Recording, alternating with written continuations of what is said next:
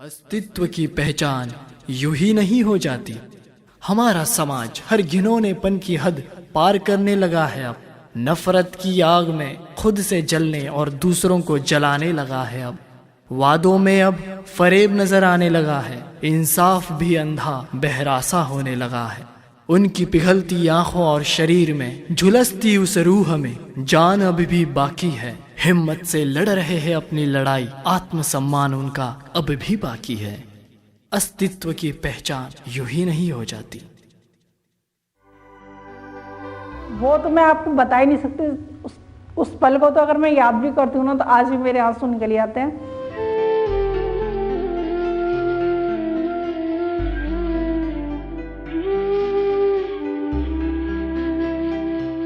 Starting तब हुई थी जब ये इंसिडेंट हुआ था और मेरे ऊपर एसिड डला था। शायद उस टाइम की ये फीलिंग थी। उस टाइम बहुत ज़्यादा पेन था, गुस्सा था। जब ये एसिड डला था मुझे फील तो हो गया था, क्योंकि जैसे ही मैंने अपने फॉरहेड को पकड़ा तो यहाँ पे पकड़ते ही पूरे एसिड्स बहता हुआ मेरे फेस पे आ रहा था। और जैसे ही मैंने उसको छूने की कोशिश करी और जितनी चीज़ों को छुआ तो मैंने छूते ही देखा तो मेरे सारे बाल मेरे हाथ में आ गए। उसको देखने के बाद मुझे ऐसा लगा जैसे मोम टाइप में पिघलता है, वैसे मेरी स्किन पिघल रही थी। तो शायद सबसे बड़ा मेरे लिए झटका तब था, क्योंकि इंसिडेंट से पहले मेरा जो फेस था वो बहुत अलग था। शायद उसने यही चीज़ फोकस करी कि मैं इसको डिस्ट्रॉय कर दूं, बर्बाद कर दूं।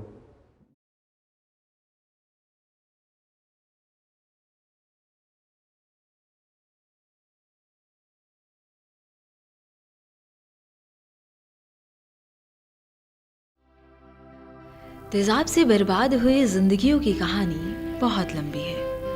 भारत में हर महीने आपको कई ऐसी खबरें सुनने को मिल सकती हैं जो महिलाओं पर तेजाब फेंकने से संबंधित होती है। इस नफरत की भावना का शिकार सिर्फ महिलाएं ही नहीं, पुरुष व बच्चे भी होते हैं। ये समाज की उस बदले की भावना का शिकार हुए जिन्होंने इनको ही बदल दिया। इश्क का जुनून जब पागलपन में तब्दील हो जाए तो उसका अंत खौफनाक होता है। जी हाँ, ऐसे ही पागलपन का शिकार हुई शाइना। मेरे ऊपर एक्सीडेंट 11 अगस्त 2009 में हुआ था, जब मैं एक स्कूल में पढ़ाती थी। उस स्कूल में पढ़ाती थी, जब स्कूल के अंदर ही मेरे साथ ये हादसा हुआ था। मेरे से एक लड़के ने आई लव यू बोला था, तो मैंने उसके थप्पड़ मार दिया था। इस थप्पड़ की बेस के ऊपर उसने 3 महीने बाद मेरे ऊपर एसिड डाला। वो स्कूल में आया 2 लड़कों को और लेकर 11 अगस्त में सुबह 7:30 बजे एडमिशन के बहाने वो स्कूल में आए थे। उन्होंने कहा कि हमें अपने बच्चे का एडमिशन करवाना है, और वो बच्चे को साथ नहीं लाए थे। मैंने उनसे बोला आप अपने बच्चे को साथ लाइए तब हमारे यहाँ एडमिशन होता, उससे पहले नहीं। उन्होंने बोला कि नहीं सर, बच्चा तो बाहर गया हुआ है, आप एक बार ना चार्जेस बता दीजिए, क्योंकि जब तक हम बच्चे का इंटरव्यू नहीं लेंगे तब तक हमें पता नहीं चलेगा कि आपको बच्चा कौन सी क्लास में हम ले सकते हैं। इससे पहले तो कुछ हो नहीं सकता। तो उसने बोला, उसने मेरे से 15 मिनट कम से कम इस तरह से बातें की। उसने कहा कि आप ना सिर्फ नर्सरी क्लास का चार्जेस हमें बता दीजिए, उससे हमें पता चल जाएगा कि क्या खर्चा है और हम उस हिसाब से अपने बच्चे को स्कूल में ले आएंगे। तो मैंने उन्हें अपना जो स्लिप बना के उन्हें दे दी कि भाई इस तरह से मतलब खर्चा आएगा और आपको इस समय आना है। तो 2 लड़के उनके साथ ऑलरेडी और थे, पर मुझे शक तो था ही उन पे। पर स्कूल पे ऑफिस के अंदर आए थे और उस स्कूल में प्रिंसिपल के एज के तौर पे मैं काम करती थी, एडमिशन वगैरह सब मैं देखती थी। तो उसने मतलब बातचीत करने के बाद काफ़ी टाइम हो गया। फिर मैंने कहा ठीक है भाई, अब सारा स्टाफ जो था वो क्लासेस में चला गया था। 7:30 या 7:45 की ये बात थी सुबह, मतलब मॉर्निंग में प्रेयर हो चुकी थी। उसके बाद वो लोग एंट्री करे, उन्होंने बातचीत की। फिर जैसे वो खड़े हुए तो उसमें एक लड़का जो ना मेरी हाइट से भी बहुत लंबा था। जो लंबा वाला लड़का था ना वो मेरे फेस के साइड में खड़ा हो गया। मैं अपनी टेबल के पीछे खड़ी हुई थी चेयर पे, मैं भी खड़ी हो गई चेयर पे। और जो छोटा वाला था उनके पास एक थैला था, थैले के अंदर टिफ़िन रखा हुआ था स्टील का, इतना बड़ा स्टील का लंच बॉक्स था।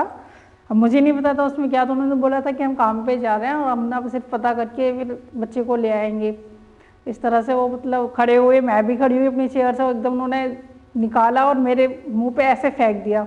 मुझे नहीं पता था कि वो एसिड है, और फेंक के वो एकदम भाग गए और मेरे एकदम जलन सी मची और मैं एकदम चिल्लाई क्या हुआ। भारतीय समाज महिलाओं की उस दर्दनाक कहानी को बयां करती है जिस सूरत में महिलाओं के लिए अपने वजूद को बचा पाना नामुमकिन होता है। आमतौर पर यह धारणा है कि तेजाब हमले का शिकार सिर्फ लड़कियां होती हैं। एसिड अटैक पीड़ित लोगों में लड़कियों की संख्या इतनी ज़्यादा है कि लॉ कमीशन ने एसिड अटैक को लिंगाधारित अपराध की श्रेणी में रखने की बात कही है। लेकिन आपको जान के आश्चर्य होगा कि तेजाब हमले में पुरुष पीड़ितों की संख्या में तेजी से इजाफा हुआ है। इसका बड़ा कारण यह है कि पुरुषों में होने वाले ज्यादातर मामले दर्ज ही नहीं किए जाते। मेरठ में रहने वाले चंद्रहसन मिश्रा भी इसी क्रूरतावादी सोच का शिकार हुए। मेरा नाम चंद्रहास मिश्रा, मैं मेरठ से हूँ। ये इंसिडेंट मेरे साथ मेरठ में ही हुआ, जहाँ मैं अपने फादर की जो शॉप थी उसको देख रेख करने के लिए रुका था। उस दिन शायद मेरे पापा 2 दिन के लिए बाहर गए थे, जिसकी वजह से मुझे अपनी शॉप को देखना पड़ा। तभी अचानक मैंने एक घटना देखी कि एक बंदा खड़ा होकर के शॉप के बाहर आती जाती लड़कियों को छेड़ रहा था। वो बंदा वहाँ के जो हमारा गोदाम था उसके शॉप का लैंडलॉर्ड का बेटा था। तो जस्ट मैंने नॉर्मली हम लोगों को जैसे सिखाया जाता है कि कुछ गलत हो तो उसे रोको, वही शायद मैंने करा और उसे वहाँ से जाने के लिए बोला। लेकिन शायद उसको वो अच्छा नहीं लगा, उसे लगा कि शायद वो उसके लिए कुछ अलग हो गया, मतलब कोई नकारात्मक लगा उसे, और उसने उसके अगेंस्ट मुझे धमकी दी कि जो मैं कर रहा हूँ करने दो, अदरवाइज़ मैं तुम्हें ऐसा कर दूंगा कहीं मुँह दिखाने के काबिल नहीं रहोगे। शायद उस चीज़ को मैंने ज़्यादा सीरियसली नहीं लिया और इग्नोर करके मैंने उसके फादर को ये कंप्लेंट करी कि आपका बेटा ऐसे ऐसे कर रहा था, और जिसकी वजह से मैंने जब उसे हटाने की कोशिश करी तो उसने मेरे को ऐसे ऐसे धमकी दी है, क्या मैं इसकी पुलिस में कंप्लेंट करूं या आप इसे संभालेंगे। तो उनका जवाब आया कि मैं हाथ जोड़ के माफ़ी मांगता हूं, आगे से ये ना आपको परेशान करेगा ना आपके खिलाफ कुछ ऐसा एक्शन लेगा। मुझे लगा शायद यहाँ ही बात ख़त्म हो गई, आगे मुझे कुछ इसमें कुछ बोलने की या करने की ज़रूरत नहीं है। लेकिन ये यहीं तक सीमित नहीं रहा। 2 दिन बाद लगातार वो मुझे 2 दिन तक फॉलो करता रहा। दूसरे दिन 8/9/2011 की घटना है, वो लगातार सुबह से मुझे फॉलो कर रहा था। मुझे लगा कि शायद ऐसी ताक-झाँक कर रहा है, लेकिन वो बहुत देर से मुझे फॉलो कर रहा था। जब मैं अजीब लगा तो मुझे अपने शॉप को क्लोज़ करके जाते हुए जब लास्ट में जाने आने जाने का रास्ता एक ही था, जहाँ पे वो उसका घर का गेट था, वो अपने घर के गेट के बाहर खड़ा था एक छाता लेकर के, और जस्ट लाइक जैसे ही मैं वहाँ से टर्न हो रहा था, उसने एक बकेट टाइप की थी, उसमें मुझे नहीं पता था क्या था, लेकिन जैसे ही मैं गुजरा तो मेरे ऊपर उसने थ्रो करा। मैं अपने फादर के स्कूटर से था और सामने से, क्योंकि मुझे ये घटना फॉलो करने की थोड़ी अजीब लगी, तो मैंने अपने ब्रदर को बुलाया कि मेरे को लेने आ जाओ, मुझे थोड़ा अजीब लग रहा है। तो वो जस्ट मेरे सामने से आ रहे थे मुझे लेने के लिए, और हम जहाँ टर्न हुए वहीं पे मेरे उस बंदे ने मेरे ऊपर एसिड डाला।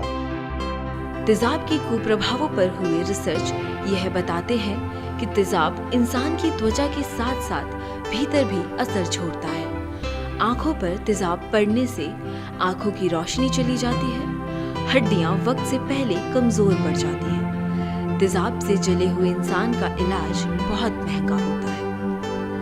भारत में हर साल करीब 500 लोगों पर एसिड अटैक होता है। वहीं दुनिया भर में यह आंकड़ा 1500 है। इसमें महिलाओं की संख्या सबसे ज्यादा है। प्यार में असफलता, छेड़खानी, दहेज और जमीनी विवाद में ऐसी घटनाएं सबसे अधिक होती है। सिर्फ और सिर्फ वन साइड लव की वजह से होता है। सम टाइम ऐसा भी देखा गया, कुछ स्पेशल केसेस में ऐसा भी देखा गया है जिस केस के अंदर ऐसा कि भाई कोई पुरानी जाति दुश्मनी हो उस चीज़ के लिए, और उसको पूरी तरह से बर्बाद करने के लिए, लाइफ को पूरी तरह से डिस्ट्रॉय करने के नेचर के देखते हुए उसको। रूह की पहचान को वास्तविक दुनिया में जिस्मानी पहचान के साथ जोड़ा जाता है, और शायद इसीलिए ही उसके इनकार का जवाब था तेजाब। ये बात तो वो इंसान ही नहीं है जो ऐसे काम करता है, उन्हें इंसान तो कह ही नहीं सकते। उन्हें ये लगता है कि बस एक ना करी। ज़्यादातर जो एक्सीडेंट हुए होंगे ना, सिर्फ ना ये बेस रहा होगा कि उसने ना किया, उसके ऊपर तेजाब डाल दो तो वो किसी और की भी नहीं हो सकती, लेकिन ये गलत है। और मेरा कहना या मानना भी है, मुझे यही है कि जिसने मेरे पर तेजाब डाला उसने मेरा सिर्फ चेहरा बदला है, मेरे मन या दिल को नहीं बदला।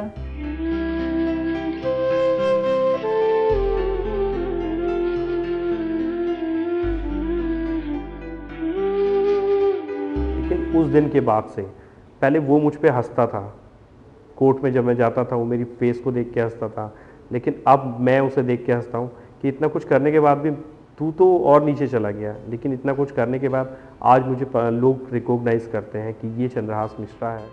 नेशनल क्राइम रिकॉर्ड ब्यूरो की माने तो उत्तर प्रदेश, मध्य प्रदेश और दिल्ली में ऐसी घटनाओं का ग्राफ सबसे ऊपर है। साल 2014 में केवल यूपी में ही एसिड अटैक के 185 केस दर्ज किए गए हैं। भारत के साथ ही पाकिस्तान, बांग्लादेश और अफगानिस्तान जैसे देशों में भी एसिड अटैक की घटनाएं बहुतायत होती है।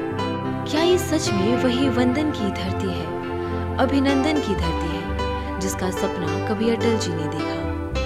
क्या ये सच में वही सोने की चिड़िया है, जहाँ हर बालक एक मोहन है और हर बाला एक राधा? आज ऐसे ही सवालों के घेरे में खड़ा है हमारा समाज। भारतीय दंड संहिता के अंदर इसको बहुत अच्छे से डिफाइन किया गया है। इसमें 2 सेक्शंस और 3 सेक्शन में बेसिकली इसको डिफाइन किया गया है। सेक्शन 324 के अंदर जहाँ पे माइनर थोड़ी अगर माइनर इंजरीज हैं एसिड अटैक के थ्रू तो उसमें सिर्फ 3 साल की पनिशमेंट है। और 326 के अंदर 2 सेक्शंस में इसको डिवाइड किया गया है, 326A एंड 326B। 326 के A के अंदर जो है बेसिकली वो अगर कोई भी बंदा किसी के ऊपर एसिड अटैक करता है तो उसके अंदर उसको 10 साल तक की पनिशमेंट है। और इसके अंदर इतना नहीं कि पनिशमेंट से छूटा गया है कि इवन अगर कोई अटैम्प्ट भी करता है जो कि सेक्शन 326B के अंदर डिफाइन किया गया, उसके अंदर 5 से 7 साल तक की पनिशमेंट है। तो ये बहुत ही सुप्रीम कोर्ट और हाई कोर्ट ने इसके ऊपर समय समय पे बहुत ही अच्छी ऑब्जर्वेशन दी है, बहुत अच्छे लॉ पास किया है। हमारी कानून व्यवस्था में एसिड अटैक पर कानून उतना कठोर नहीं है, जिसका फायदा अपराधी उठाते हैं और कानून की गिरफ्त से छूट जाते हैं। दिल्ली हाई कोर्ट ने केंद्र और राज्य सरकारों को यह आदेश दिया है कि वह एसिड अटैक पीड़ितों को भी दिव्यांग कोटे के तहत रोजगार व आरक्षण मुहैया कराएं। हारती हुई जिंदगी में भी अपने आत्मसम्मान के लिए लड़ना, अपने अस्तित्व की पहचान और सपनों को पाने के लिए कड़ी मेहनत करना, किताबी ज्ञान से हटकर इन कुछ रियल लाइफ इंस्पिरेशन को सुनना, इनके बारे में जानना वाकई एक खूबसूरत पल जी लेने जैसा है।